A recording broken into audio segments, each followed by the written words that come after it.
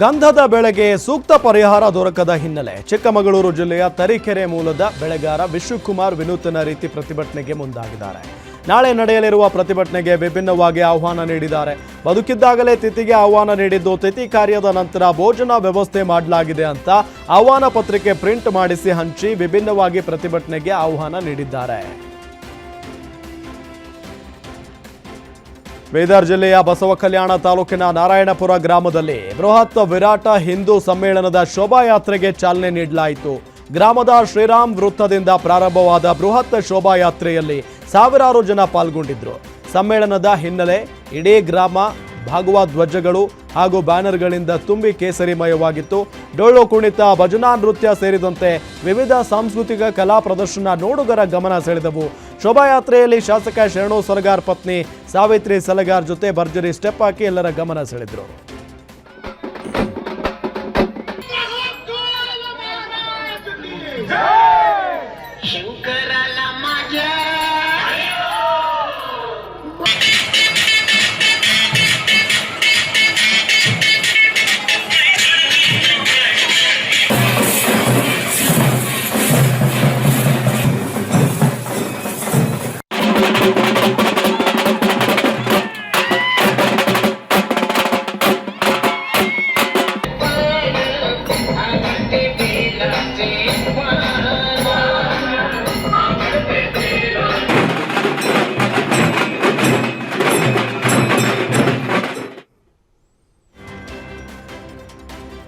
ಖಾಸಗಿ ಕಾರ್ಯಕ್ರಮ ನಿಮಿತ್ತ ಬೆಂಗಳೂರು ಗ್ರಾಮಾಂತರ ಜಿಲ್ಲೆಯ ದೊಡ್ಡಬಳ್ಳಾಪುರದ ಪ್ರವಾಸಿ ಮಂದಿರಕ್ಕೆ ಕನ್ನಡದ ನಟ ಶ್ರೀಮುರಳಿ ಭೇಟಿ ನೀಡಿದ್ರು.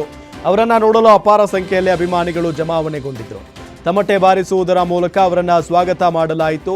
ಈ ಸಂದರ್ಭದಲ್ಲಿ ಅಭಿಮಾನಿಗಳ ಜೊತೆ ಶ್ರೀಮುರಳಿ ತಮಟೆ ಸದ್ದಿಗೆ ಭರ್ಜರಿ ಸ್ಟೆಪ್ಸ್ ಹಾಕಿ ಕುಣಿದು ಕುಪ್ಪಳಿಸಿದ್ರು.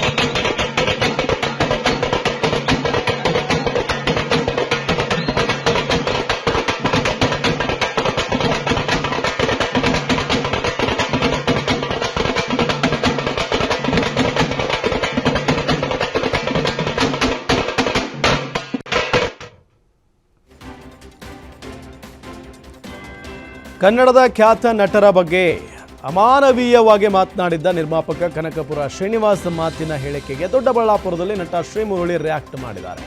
ನಿರ್ಮಾಪಕರನ್ನ ಅನ್ನದಾತರು ಅಂತ ನೋಡ್ತೇವೆ, ತುಂಬಾ ಜನರ ಮೇಲೆ ಮಾತನಾಡಿದ್ದಾರೆ. ಯಾವುದೋ ಒಂದು ಘಟನೆ ಇಟ್ಕೊಂಡು ಅಷ್ಟು ಬೇಜವಾಬ್ದಾರಿಯಿಂದ ಮಾತನಾಡಿದ್ದು ನನಗೆ ಇಷ್ಟ ಆಗಲಿಲ್ಲ. ಹಿರಿಯ ಸ್ಥಾನದಲ್ಲಿದ್ದಾರೆ, ಸ್ವಲ್ಪ ನೋಡಿ ಮಾತನಾಡಬೇಕು. ಯಾವ ನಟರು ಅಷ್ಟು ಕೆಟ್ಟವರಲ್ಲ.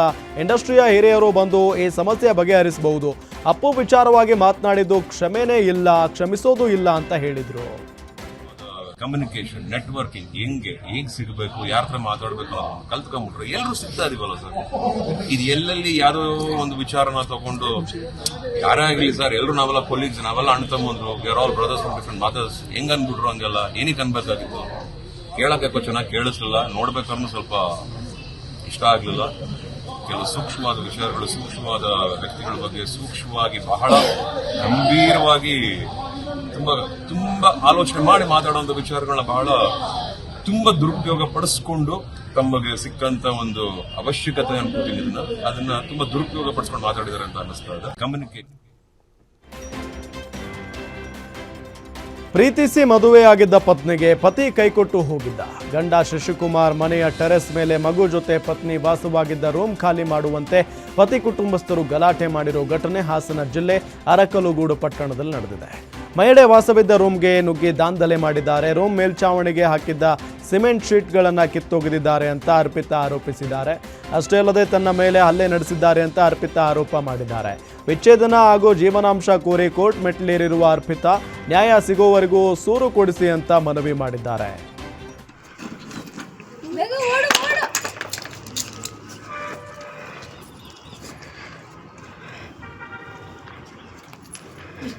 ಗಂಡ ಈಗ ಬಂದ್ಬಿಡ್ತಾರೆ ಗಂಡಂದ ಮನೆ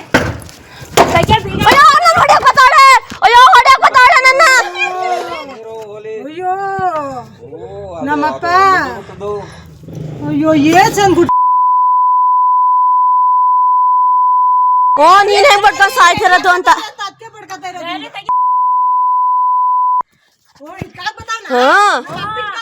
ತಡಿ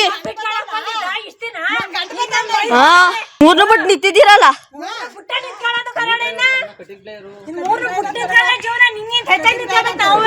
ನಿಂತ್ಕೊಳ್ಳಿ ನನ್ಗೇನು